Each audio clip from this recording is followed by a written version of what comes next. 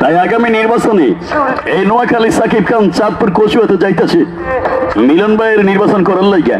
কোষ কি বেটা, তুই চাঁদপুর কচুয়া যাইবি ডক্টর এহসানুল হক মিলনের ভোট করার লাইগা? আও যাইমু না কা, চাঁদপুর কচুয়া একজনের লোকজন এখন শুধু নোয়াখালী সাকিব খানে যাইতেছে। তাহলে চলো ভাই, আগামী নির্বাচনে চাঁদপুর কচুয়াতেই যাবো। বিশ্বাস করু ভাই, ডক্টর এহসানুল হক মিলন ভাই উনি আমারও খুব কাছের মানুষ হয়ে গেছে। কোষ কি বেটা, চাঁদপুর এক আসন কচুয়াই তুই যাইবি?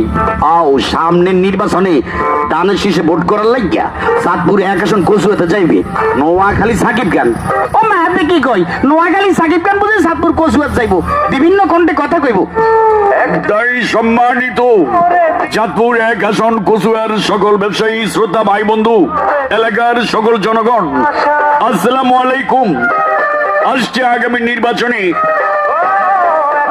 ডক্টর এহসানুল হক মিলনের নির্বাচনে আমি আপনাদের বিনোদন বন্ধু নোয়াখালী সাকিব খান আসতেছি দানের শীষে ভোট করার জন্য চাঁদপুর এক আসন কচুয়াতে।